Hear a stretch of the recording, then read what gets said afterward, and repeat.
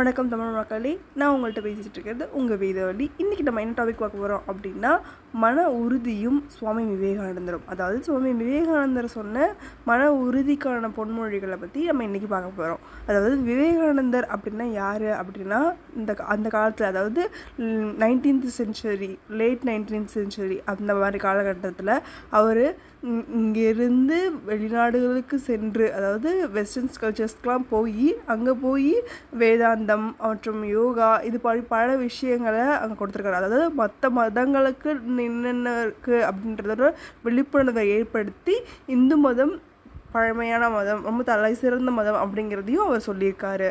இதுதான் சுவாமி விவேகானந்தருடைய வாழ்க்கை வரலாறு. விவேகானந்தர் முதல்ல என்ன சொல்கிறாரு அப்படின்னா, உங்களை நீங்களே அறிஞ்சிக்கோங்க, நோ யுவர் செல்ஃப்.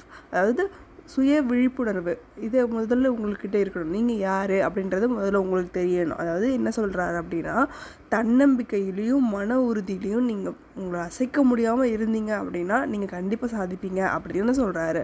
அதாவது மன உறுதி எப்படி கொண்டு வர்றது அப்படின்னா, உங்கள் மனதளவில் நீங்கள் சிந்திக்கிறது எல்லாமே ஒரு நல்ல விஷயமா இருக்கணும். அதாவது யாரையும் துன்புறுத்தாமல் யாரையும் அந்த மாதிரி உங்களோட எண்ணமே ரொம்ப நல்லா இருந்தது அப்படின்னா உங்களுக்கு கண்டிப்பாக மன உறுதி, நான் நல்லா தானே இருக்கேன், நான் நல்லா யோசிக்கிறேன், நான் எதுக்கு பயப்படணும் அப்படின்ற மாதிரி நீங்கள் உங்களோட பார்வையில் நல்லவங்களாக இருப்பீங்க. அதுபோல் நீங்கள் எவ்வளோக்கு எவ்வளோ தியானம் பண்ணுறீங்களோ, அதாவது நீங்கள் எனக்கு தியானம் பண்ணவே தெரியல அப்படின்றவங்க கூட ஒரு இடத்துல உட்காந்து மூச்சை உள்ளே இழுத்து மூச்சை வெளிவிடுங்க. அதுவே ஒரு ரிப்பீட்டடாக செஞ்சுட்டு இருந்தீங்க அப்படின்னாலே உங்களுக்கு தியானம் தானாக வரும், உங்களுக்கு ஒரு பீஸ் ஆஃப் மைண்டு கிடைக்கும் அப்படின்னு அவர் சொல்கிறாரு. இதை நீங்கள் தொடர்ந்து பண்ணிட்டு வர்ற பட்சத்தில் உங்களுக்கு ஒழுக்கம், மன தூய்மை, உங்களோட எண்ணங்களில் ஒரு நேர்மறையான எண்ணங்கள், அதாவது பாசிட்டிவ் இது எல்லாமே உங்களுக்கு கிடைக்கும் அப்படின்னு அவர் நம்பினார். இதுதான் உண்மை. அது இப்படின்னு நீங்கள் பண்ணி பார்க்கலாம். இந்த கட்டத்தில் சுவாமி விவேகானந்தர் அவரோட பொன்மொழிகளாக என்ன சொல்கிறாரு அப்படின்றதில் ஸ்டில் அதை பார்க்கலாம். அவர் என்ன சொல்லியிருக்காரு, முதல் விஷயம் அப்படின்னா, உன்னை நீ நம்பாத வரை கடவுளை நம்ப முடியாது. அதாவது உன்னையே நம்பாமல், ஐயோ நம்ம இது பண்ணுவோமா, அது பண்ண மாட்டோமா, இப்படி வருவோமா, அப்படி இருப்போமா அப்படின்னு நீ உனக்குள்ளேயே ஒரு டைலமா வச்சுட்டு நீங்கள் போய் கடவுளை கும்பிட்டுறதுனால ஒரு பலனும் இல்லை.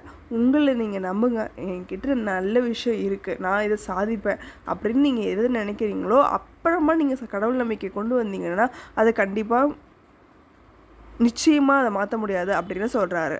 அடுத்து, எல்லா சக்தியிலும் என்னுள் இருக்கிறது, நீ எதையும், நல்லா கவனிங்க, எதையும் செய்ய முடியும் அப்படின்னு உனக்குள்ளே நீ பல முறை சொல்லு அப்படின்னு சொல்கிறாரு. அதாவது இது இருக்கிற எல்லா சக்தியும், அதாவது ஒரு இலக்கு நான் வச்சுட்டேன் அப்படின்னா அந்த இலக்கை அடையிறதுக்கு உண்டான எல்லா சக்திகளும் என்கிட்ட இருக்குது, என்னால் இதை பண்ண முடியும் அப்படின்னு நம்ப சொல்கிறாரு. அடுத்து, உலகம் என்பது நம்மை வலிமையாக்க நாம் வரும் ஒரு பெரிய உடற்பயிற்சி கூடம். இந்த காலகட்டத்தில் நிறைய பேர் ஜிம் போவீங்க, அந்த மாதிரி நீங்கள் நினச்சிக்கோங்க. உலகம் என்பது ஒரு ஜிம் மாதிரி, நம்மளோட மனசை தூய்மையாக வச்சுட்டா போதும் அப்படின்றதுல ஒரு கான்செப்ட் கிளியராக இருங்க அப்படின்னு சொல்கிறாரு. அதுதான் அவரோட பொன்மொழி. அடுத்து ஒரு பொன்மொழி, எழுந்திரு, விழித்திரு, இலக்கை அடையும் வரை நிற்காதே அப்படின்னு சொல்கிறார். அதாவது உங்களோட கோல் இதுதான் அப்படின்னு நீங்கள் செட் பண்ணிட்டீங்க அப்படின்னா அவ்வளோதான், அட்ட ஸ்ட்ரெச் அது போயிட்டே இருக்கணும், எந்த இடத்துலையும் நீங்கள் நிறுத்தாதீங்க அப்படின்னு சொல்கிறாரு.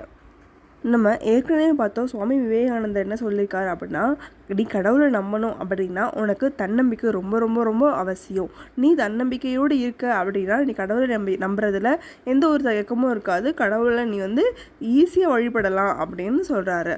இது போக இப்போது சில பேருக்கு ஒரு சில கேள்விகள் வரலாம். எப்படி ஒழுக்கமான மனம் கொண்டு வர்றது, எப்படி எனக்கு இதுதான் இலக்கு அப்படின்றத இது பண்ணுறது அப்படின்னு நீங்கள் நிறைய பேர் கேட்கலாம். அவர் என்ன சொல்கிறாரு அப்படின்னா, சுய கட்டுப்பாடு, கடின உழைப்பு மற்றும் நேர்மறையான சுயபின்பம், அதாவது ஒரு பாசிட்டிவான இமேஜ், உங்களை பார்த்தீங்கன்னா ஒரு பாசிட்டிவ் இமேஜ், இந்த மாதிரி நீங்கள் வச்சுட்டீங்க அப்படின்னா, இதையே நீங்கள் பயிற்சி பண்ணிட்டே இருந்தீங்க, உங்கள் மைண்டில் நீங்கள் ஓட்டி பார்த்துட்டே இருந்தீங்க அப்படின்னா உங்களுக்கு கிடைக்கிறது கண்டிப்பாக ஒழுக்கமான மனம். சவால், என்ன சவால் நீங்கள் சந்திக்கணும் அப்படிங்கிறது சவால், அந்த சவால் மூலிமா நீங்கள் என்ன இலக்கு அடைய போகிறீங்க அப்படிங்கிறதையும் உங்கள் மனம் தெளிவாக காட்டிடும் அப்படின்னு சொல்கிறாரு. அதாவது தனி நபர் எனக்கு வந்து ஒரு தனி நபராக எனக்கு வந்து முழு திறமையும் இருக்குது, நான் இதை கண்டிப்பாக செஞ்சு முடிப்பேன் அப்படின்றதுல நீங்கள் ரொம்ப உறுதியாக இருக்கணும். அதுதான் அவர் ஆரம்பத்துலேருந்து சொல்லிட்டு இருக்காரு, தன்னம்பிக்கை ரொம்ப ரொம்ப அவசியம் அப்படின்னு சொல்கிறாங்க. இதில் தியானம் பண்ணணும், ரொம்ப ரொம்ப முக்கியமான விஷயம் தியானம் பண்ணணும். தியானம் பண்ணால் மனசை கட்டுப்படுத்துறதுக்கான ஒரு பயிற்சி நம்ம மேற்கொள்கிறதா இருக்கும். மனசை கட்டுப்படுத்தணும் அப்படின்னா நீங்கள் கண்டிப்பாக தியானம் பண்ணணும். தொடர்ச்சியாக நீங்கள் தியானம் பண்ணிட்டு வர வர வர உங்கள் மனது எந்த விஷயத்தில் நீங்கள் எப்படி இருக்கணும் அப்படின்றத மனசை நீங்கள் ஈஸியாக கட்டுப்படுத்தலாம் அப்படின்னு சொல்கிறாரு. இப்போது நீங்கள் உங்களுக்குள்ள ஒரு கேள்வி வரலாம், நம்ம எப்படி மனசளவில் வந்து நல்லதாக யோசிக்கிறது, எனக்கு எதுவுமே புரியலையே நீங்கள் சொல்கிறது அப்படின்னு நீங்கள் யோசிச்சிங்க அப்படின்னா உங்களுக்கான பாசிட்டிவ் திங்கிங் எப்படி இருக்கணும் அப்படின்றதுக்கான வழிமுறைகள் அவர் சொல்கிறாரு. அப்படின்னா ஒரு வழக்கத்தை நீங்கள் எடுத்துக்கோங்க அப்படின்னு சொல்கிறார். இப்போ டெய்லி காலையில் 5 மணிக்கு நான் எழுந்திருப்பேன் அப்படின்னா டெய்லி காலையில் 5 மணிக்கு, இதையே பல சொல்லி சலிச்சு போச்சா அப்போ நான் இதை விட்டுருக்கேன்.